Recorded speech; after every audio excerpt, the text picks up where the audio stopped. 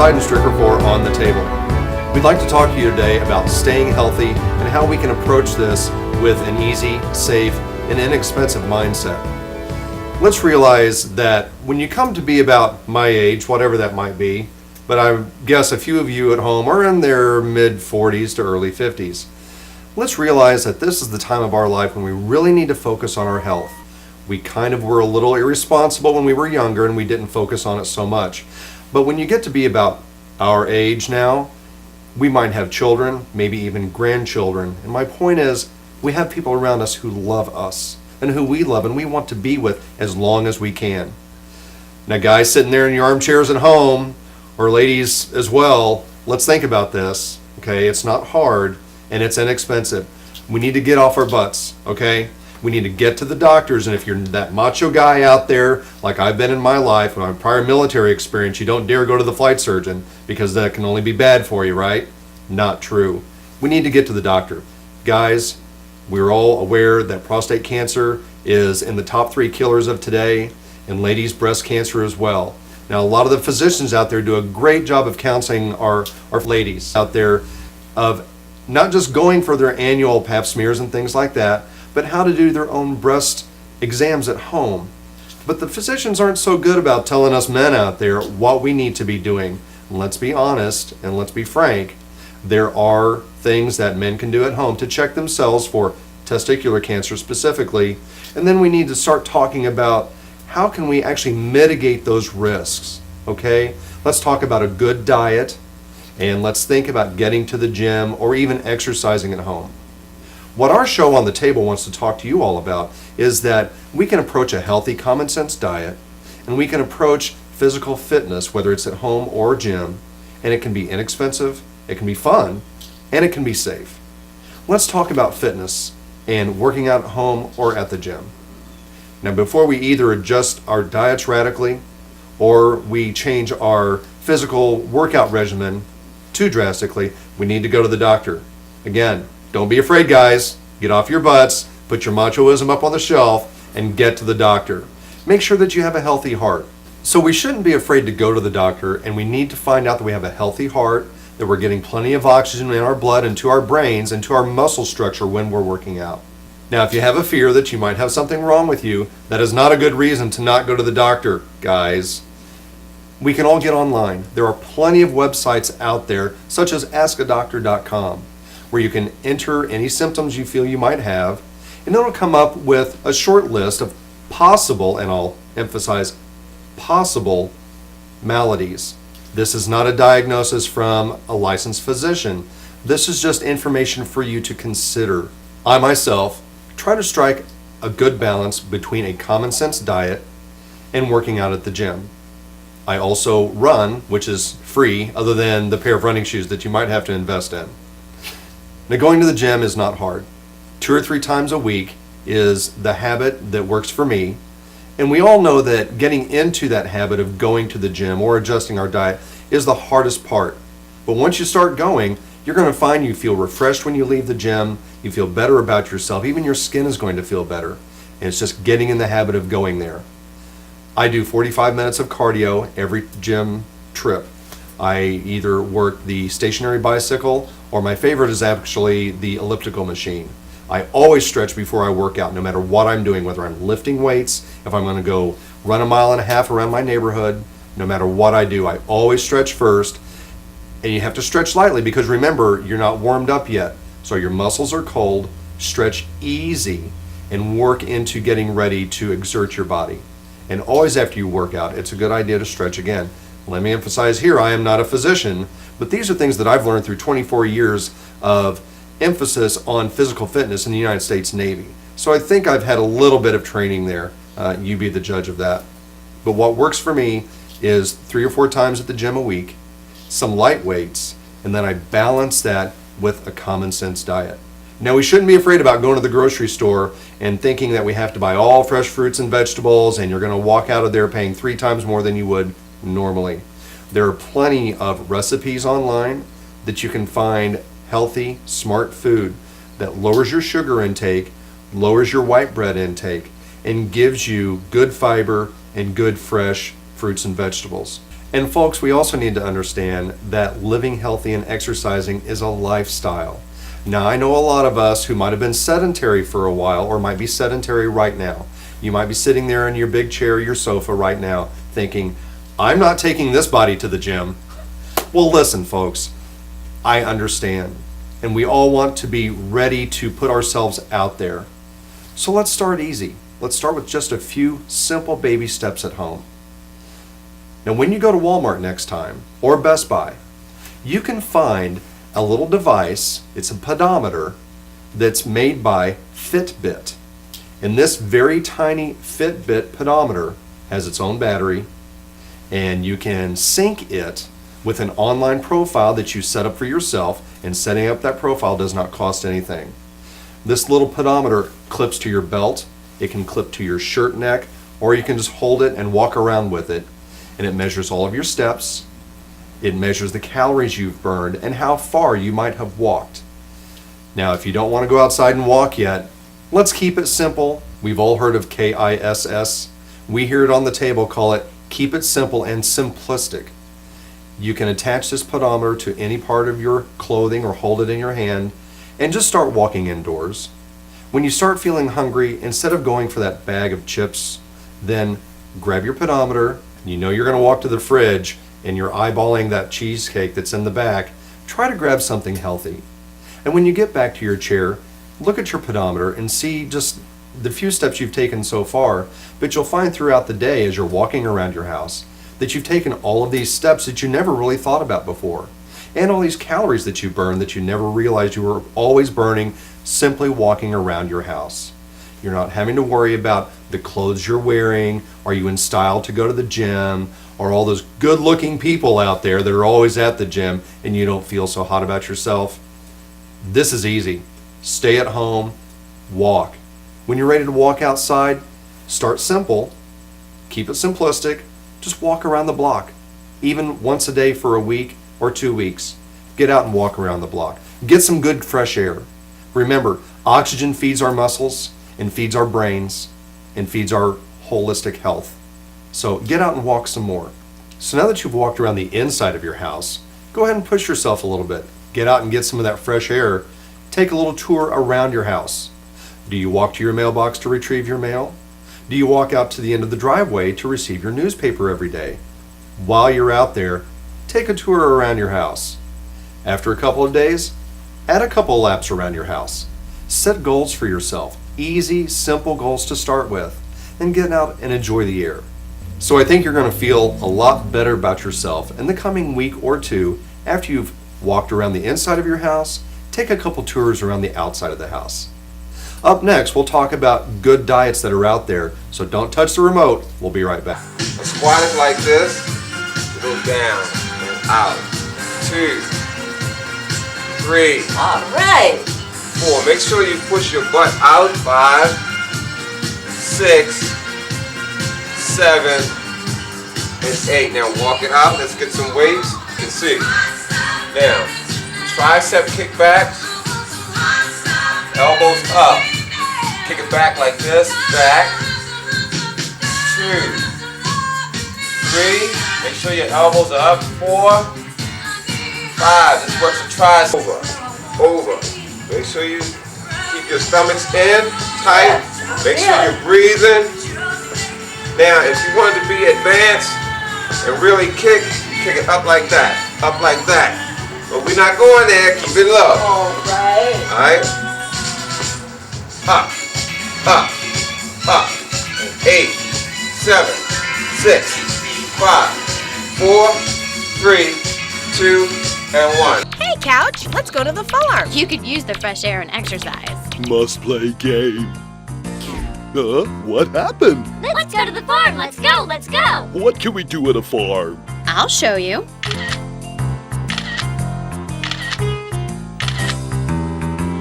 Wow, I didn't know I could have this much fun without pushing buttons. I'm finally getting feeling back in my thumb. Bonus. It's cool. It's sweet. Fresh from the farm. Let's eat. Let's go to a farm. Hi everybody, and welcome back to On the Table. Again, I'm your host Kevin Seidenstricker, and now we want to start talking about diet. I can't stress enough the importance of a large amount of water intake. Recall that our bodies are about 75 to 80% water. There are plenty of good websites out there that prescribe how much water to drink and really some ideal times in the day of when you should be drinking water. A good 8-ounce glass of water the first thing out of bed is a great idea. Before you go to bed is also a great idea. Check out those websites on water intake. The next thing we want to talk about is going to the store and buying healthy food. Like we said earlier, it doesn't have to be expensive, and there are a lot of good websites out there that talk about the good fresh fruits and vegetables that are out there we can get. I know myself, when I first started thinking about healthy diet, I thought, okay, I'm going to have to eat a lot of bland, no-taste food that doesn't really excite my palate. There are a lot of recipes that one can find in any book in Barnes & Noble or any other bookstore and online that show you how to spice up what might you... Okay. There are lots of good websites out there that'll teach you how to spice up what might normally be a bland, no-taste diet. Does anyone think that just eating sliced apples is boring? Well, I do. So what do? I put peanut butter on them. Bananas, maybe a little boring? Put peanut butter on that. You can almost put peanut butter on anything. But there are a lot of other good fruits out there too. Grapefruit, oranges. Many medical professionals and nutritionists out there have identified that, especially with eating disorders, a lot of those stem from nervous energy. It also comes from a little bit of boredom. Sitting around, whether you're sitting at the desk all day working or you're sitting at home and you feel like you have nothing to do, the easiest thing to do is run to the refrigerator and grab something bad to eat. It's almost always bad for us, right?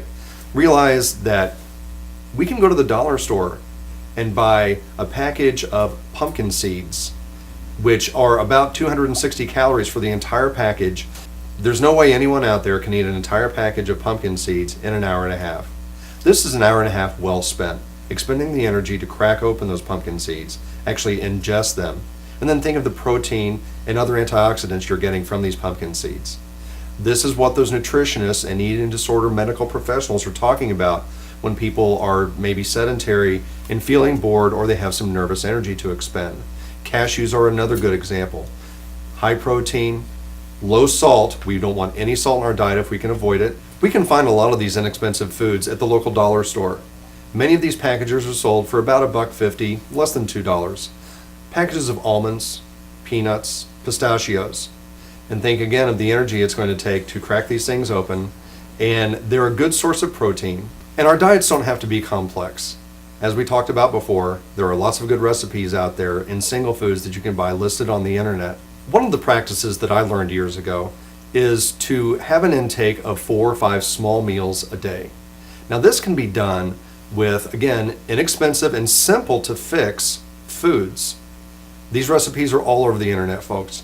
They're easy, they're simple, they are not time consuming. They keep in small packages in the refrigerator. Now what I like to do is create a bunch of these small packages and just put them in the fridge. I line my shelves in the fridge with all these little containers of food that I've already prepared. I know it's good for me. So when it's halftime during the football game and I'm thinking I need to order chicken wings, I just go to the fridge, grab 3 or 4 of these different containers. Now I've got a whole smorgasbord that I can sit there for the second half of the ball game and have a lot of variety. I can grab hot sauce, I can grab any kind of a number of flavorings that are low in sugar, low in calorie, and put these all in there together. So it gives you some variety. And isn't that what we're really looking for? Again, we don't want any bland, boring foods in our diet. We want to spice things up a little bit. One of the things that benefited me a lot was 24 years in the United States Navy and learning about physical fitness and being held to a certain standard. Now that I've been out of the Navy for about 5 years now, even though I have those best practices still anchored well in my mind, it gets a little easy to become a little lax. What I found is finding a workout partner really helps motivate me. It helps me set realistic goals with someone else and work towards a common goal together. Now this doesn't mean, again, that you have to go to the gym to find this person. It can be a neighbor, it can be an acquaintance, it can be a best friend, it can be your spouse, your significant other, whomever. But finding anyone out there to work out with, to talk through some brainstorming of, hey, what do you find online for a good recipe? What did you eat last night? Oh, I never thought of it that way. A lot of these ideas can come just from talking to somebody else and setting some common goals together. And that's going to get you where you need to be. Again, remember, when you're setting your goals, start out simple, keep it simplistic, and don't let yourself get overwhelmed with these grandiose goals that you know you can never achieve in 2 weeks or 2 months. Start simple. The next thing we want to do then is think about, if you're a smoker, smoking cessation. Now, we've seen all the advertisements and the commercials about how smoking is probably the #1 killer in America today. It's a huge cause of cancer. We all know this to be true. The facts present this case firmly and solidly. Helping to get yourself off of smoking is going to take you a long way towards your goals. And any of those other vices that might be categorized as bad habits, remember that the beers aren't so bad. Light beers taste just as good, but any kind of heavy, dark beers, and the liquors too, guys. I know I enjoy a good scotch once in a while, but the heavy, dark liquors are also really bad for us. And wines are good. There are a lot of articles out there that attest to, even for the pregnant women out there, a glass or a half a glass of wine a night. Again, check these facts online. Don't listen to me, I'm not the expert, but check these online. Even half a glass of wine, women, is good for you when you're pregnant as well. Now what we want to do is go hear what some of our experts have to say on this topic. Tyrone, we were talking about this machine here. Would you explain that to me? Do you want me to step on it, or what would you want me to do? Yeah, it's a good idea. I understand. If you come closer to it, what I want to have you do is step up on it, and I'm going to guide you through a couple minutes of it. What it's going to do is going to first check your heart rate. But before you do that, it's going to have some very important information that I have to read out to you before we can actually begin. So, if by chance, do you have any heart trouble? Do you have a pacemaker? Or you have a bypass surgery? Or any chest pain? Not any of the above. Okay, so that's important. So when we talk to our seniors, that's something we definitely want to ask them about. Okay, what I have you do now is hold the handle, your right handle. Okay, and this will create, and you can just let that on, just drop down. And we're just going to let this take its course. It's going to ask us to do a couple of things, and I'm just going to repeat it to you. What it's going through now is just beginning to get warmed up. The electrodes that's in here, it's going to begin to channel up your arm. Now, if you hold both handles, okay, what's going to do now is actually check your heart rate. And that takes a couple of seconds. Okay. So we let that beat out and just hold that position. As you see, the first thing popped up is that your heart rate, just for mentioning, like 70 beats per second, which is pretty good. I was going to ask you. Yeah, good heart rates normally range between 60 and 80 heartbeats per second. So you're starting out pretty good. Yeah, Wow. that's a good thing. And you take both hands off. Okay. Now what we're going to have you do is actually mimic our little figure here. She's going to step down, and if you do the same thing, just step down off of it, Step one down. at a time. And then what have you do is you're going to step back up. So when she's going to raise her right leg up, and you're going to do the same thing, and then your left. Okay. And what you're going to do is mimic that style. We're going to work you for about a minute, and that's going to raise your heart rate, and that's going to give us a chance to see how much it would take to work you out, or how many days you could work out. It gives us kind of a platform to work off. So now if you step down and step up and catch up with her, step up, watch in pretty good shape. It's going to show whether or not you're in good shape, bad shape, fair shape, excellent shape, superwoman shape. Okay? And we use this to gauge how we work our clients. If they're taking medication, we know not to work them as hard. Some people can only work 2 days a week. I mean, two times out of a week. Okay, so this is a good machine that we can. So again, we'll start out by reading the warnings. Again, if there's any heart trouble or there's a pacemaker, you asked that earlier in the show. If there's a bypass surgery, any chest pain, that's something that we actually begin to ask before we begin to do the test. Now, if you hold the right handle, okay, and what that's going to allow us to do is open this up for you. It takes a couple seconds to read through this. And you're starting from a resting position. And now if you hold both handles, okay, and what this is going to do is now check your resting heart rate as it flickers. So again, it takes about a few seconds for that. And again, you see your heart rate was posted at 73 beats per second. That's really good. That's really good. I like seeing stuff like that. Those are good figures to look at because, again, we're looking at 60 to 80 beats per second. That gives us a real gauge on how healthy the person's heart is. Okay, take both hands off the handle. Now what you're going to do is copy her action. She is our demonstrator, so if you step down as she does, and okay, that's good. Now what's going to happen, she's going to step up starting with the right foot, and you lead up and go with your left. Now hold that position, and what she's going to do now is take you through the test. Right foot's going to go down first, right foot come back up. Ready and go. And down and up. That's it there. Just mimic her. That's correct. A little bit of cardio workout here. And slow it down a little bit. Okay, so stay up with her. Now step up again. Okay. Alright, so that's pretty fast. Hold both handles again. Okay. And now you see a difference in the rate in your beats.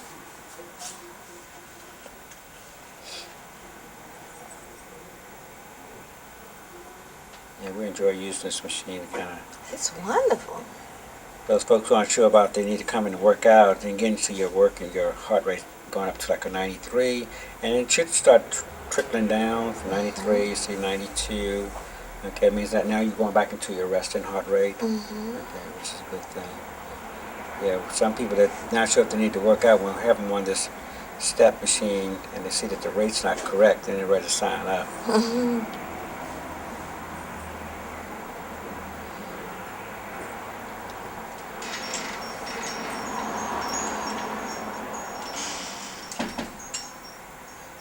Okay, it's almost there. Okay, now take both hands off. And we're going to take it through a couple more steps and we're going to be done with that. Okay. It's going to ask you for the gender, so if you take the left handle, okay, just hold that and go up to your gender and release it.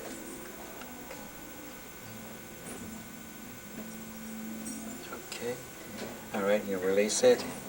Okay, it's going to ask you to confirm that you're female, so hold the left handle one more time and release it. Okay, that's good. Let it go. It's going to ask you your age, so we get a chance to know that. So if you hold your left handle, and you go up to your age.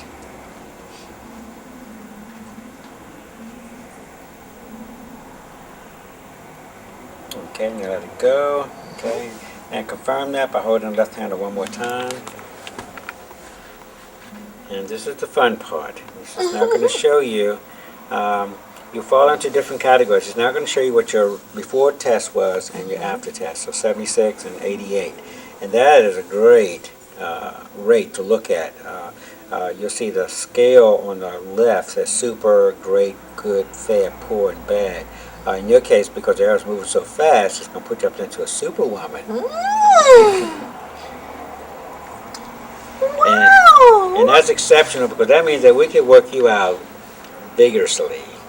We don't have to take anything away from you. We can work you very, very stringently. So on this one, it gives us a result as far as what you can do. So you turn out to be a super, okay? Your warm-up time only takes about 5 minutes, and we can work you 30 to 40 minutes non-stop. Your cool-down time is the same as your start time is 5 minutes. And you can do this 4 to 5 times a week. Okay, so and your heartbeat, especially when you really get into a vigorous workout, can go up to 123 beats per minute. That's excellent. Okay. So, and this is something that we have our clients go through, and really gives us a real good gauge. Hi folks, welcome back to On the Table. Now, from a man's point of view, I'd like to talk to you about what our male audience should be thinking about as far as preventive medicine and identifying dangerous signals early. We have to know right up front that early detection of any illness is a key to survival. We can't emphasize that enough. Now, the only way we're going to know if there's something wrong with this is we've got to go to the doctor. Like I said earlier in our first segment, take that machoism and put it on a shelf because it's going to hurt you. Get to the doctor, and especially when you start having some of these symptoms that we'll talk about perhaps in another segment, but right now, just briefly, we can talk about symptoms such as headaches, especially if it's a headache that's localized to a certain side of our brain. Any kind of dizziness, even and especially when we're not stressing ourselves. If you're feeling a little dizzy or you're feeling a little nauseous when you're not exerting yourself, this is probably something that needs to be checked out. There are other signs that we need to be aware of. Physicians for many years have done a great job advising women on the things that they can do at home as far as self-examinations, especially for preventive medicine. We don't hear so often what the men can do. Men, we're going to be candid and we're going to be honest. We're going to have to touch ourselves and do some self-exams, okay? Women are taught to do breast exams at home by themselves. You might not know this, but men also suffer from breast cancer. It's true. We need to be able to detect early. Remember, early detection is the key to survival. So men, we need to educate ourselves on how to do breast exams on ourselves at home. Also, let's also talk about prostate cancer. another area, men, we need to think about is the testicles. That's right. Remember, testicular cancer is also a killer out there. And there are methods for us to do our own testicular self-exams. When we can't do self-exams at home, we also need to think about getting to the doctor and getting some of those other tests done that aren't always so comfortable. Yeah, you guessed it. I'm talking about colonoscopies, guys. They're really not that bad. You need to start doing those around the age of 50, and then a doctor will tell you how often after that you need to go in for a colonoscopy. Remember, colon cancer, testicular cancer, breast cancer, all things men need to worry about. We need to be concerned about this, and I can't say this enough, detect early, and detect early. We'll be right back. So now, let's see what our experts have to say.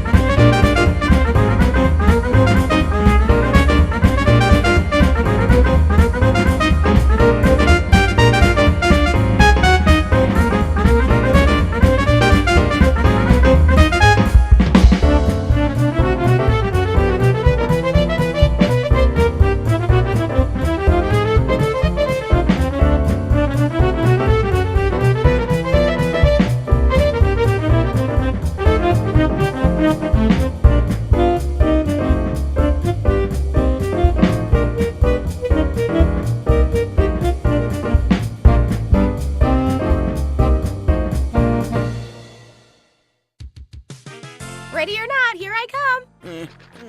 We see you, Gordy. Oh man, I can't play this game. That's okay, Gordy. Everybody's different. You're supposed to be shaped like that. We're round all over. Bodies come in all shapes and sizes. What's important is that you get exercise and eat healthy, fresh foods. Like what you get from a farm. Peaches. Watermelon. Strawberries. Well, this is awkward. It's cool. It's sweet. Fresh from the farm. Let's eat. Let's go to a farm. Well, that's all for today. Please keep your eyes open for our next episode.